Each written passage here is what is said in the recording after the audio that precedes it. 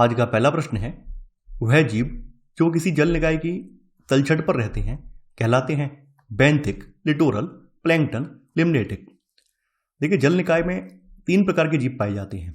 सबसे ऊपर तो इनके जो होते हैं वो होते हैं प्लैंकटन, और प्लैंकटन जो है ये जल निकाय की सतह में पाए जाते हैं। ये जल निकाय की सतह पर जो जीव पाए जाते हैं प्लैंकटन कहलाते हैं।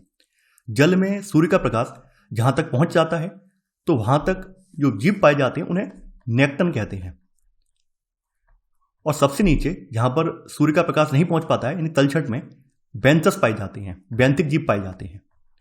तो 3 प्रकार के जीव जल में पाए जाते हैं, प्लैंकटन, नेक्टन और बेंथस। तो यहां पर बात हो रही है तलछट वाली, तो तलछट वालों को बेंथिक बोलते हैं। लिटोरल जोन का मतलब होता है जलीय निकाय का प्रकाश और ऑक्सीजन उपलब्धता वाला सतह के निकट का क्षेत्र जो होता है उसको लिटोरल जोन कहा जाता है। लिम्नेटिक जोन जो है वो लिटोरल जोन के नीचे होता है। तो यहां पर आपका सही आंसर है पहले का ए वाला। दूसरा प्रश्न है आपका, जलीय पारतंत्र में उत्पादकता को प्रभावित करने वाले कारक हैं प्रकाश के प्रवेश की सीमा, जल में निलंबित कण, जल का तापमान। आपको यहां पर कूट का प्रयोग करके सही उत्तर का चयन करना है।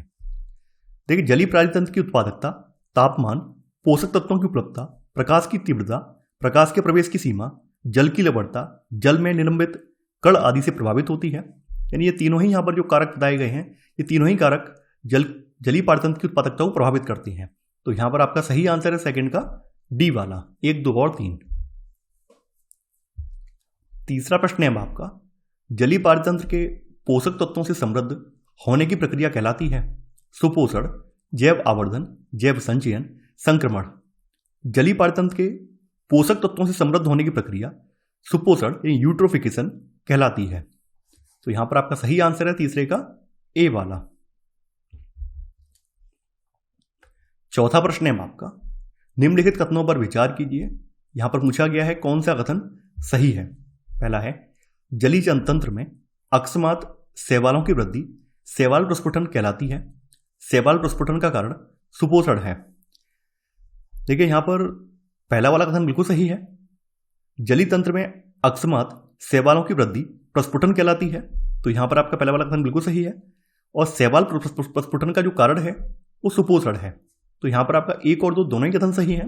तो यहां पर आपका सही आंसर है चौथे का सी, यानी 1 और 2 दोनों। पांचवा प्रश्न है आपका, सुपोषण के निम्नलिखित में से क्या कारण हो सकते हैं। अनुपचारित सीवेज अपवाह, बढ़ती जनसंख्या, जीवाश्म ईंधन का दहन, उर्वरक।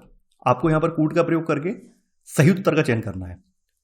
देखिए, सुपोषण प्राय जलीय तंत्र में फॉस्फेट युक्त डिटर्जेंटों, उर्वरकों और मल जल के मिलने के कारण उत्पन्न होता है।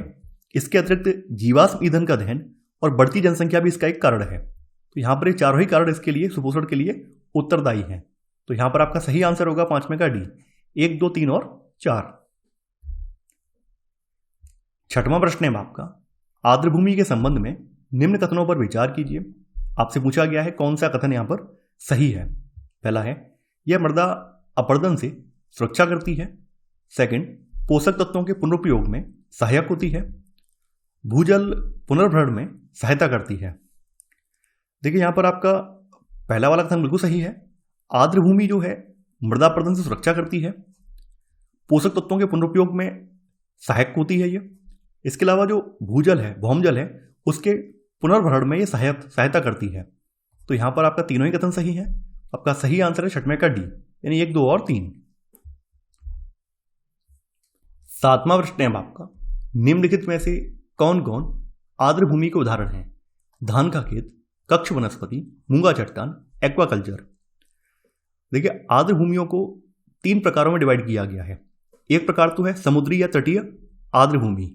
तो यहां पर जैसे कक्ष वनस्पति है और मूंगा चट्टान का मतलब है कोरल द्वीप, इसे हिंदी में मूंगा चट्टान कहा जाता है। तो कोरल द्वीप से ये, तो कक्ष वनस्पति और मूंगा चट्टान जो है समुद्री या तटीय आर्द्रभूमि में शामिल है। ठीक है, तो यहां पर ये दोनों ही आ जाते हैं। धान का खेत जो है मानव निर्मित आर्द्रभूमि है। तो यहां पर आपका पहला वाला भी सही है। एक्वाकल्चर भी यहां पर मानव निर्मित आर्द्रभूमि है।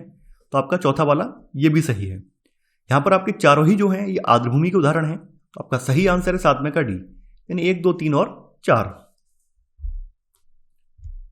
8वां प्रश्न है आपका, प्रवाल विरंजन का कारण है यूजेंथोफिल की संख्या में वृद्धि, यूजेंथोफिल में प्रकाश संश्लेषण, वर्णक की कमी। आपको यहां पर कूट का प्रयोग करके सही उत्तर का चयन करना है।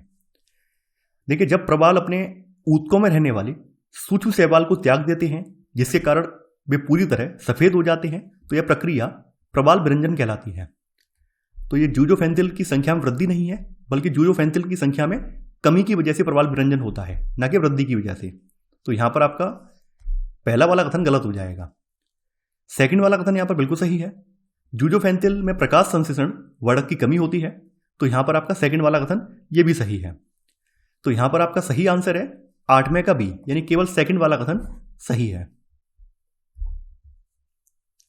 9वां प्रश्न है आपका, द्वितीयक प्रदूषक नहीं है परऑक्सी एसिटिल नाइट्रेट, डीडीटी, अम्ल वर्षा, ओजोन।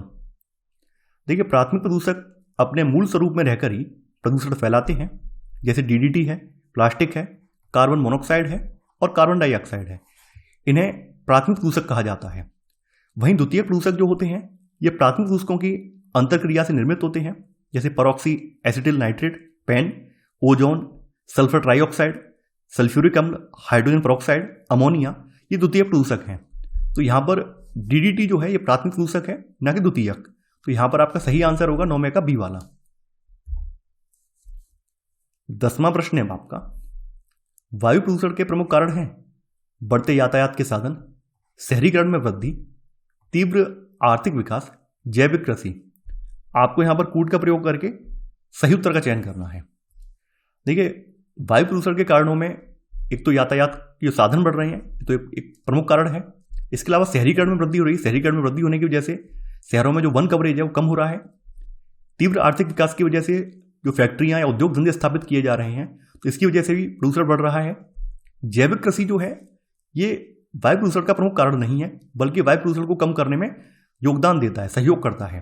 तो यहां पर आपका 1, 2 और 3 कथन सही है। तो आपका सही आंसर है 10वें का बी, केवल 1, 2 और 3। तो ये था हमारा आज का वीडियो। आई होप आपको आज का वीडियो पसंद आया होगा। आप लोग इस वीडियो को लाइक और शेयर करना बिल्कुल ना भूलें। तो चलिए, आज के लिए बस इतना ही। Thanks for watching. जय हिंद।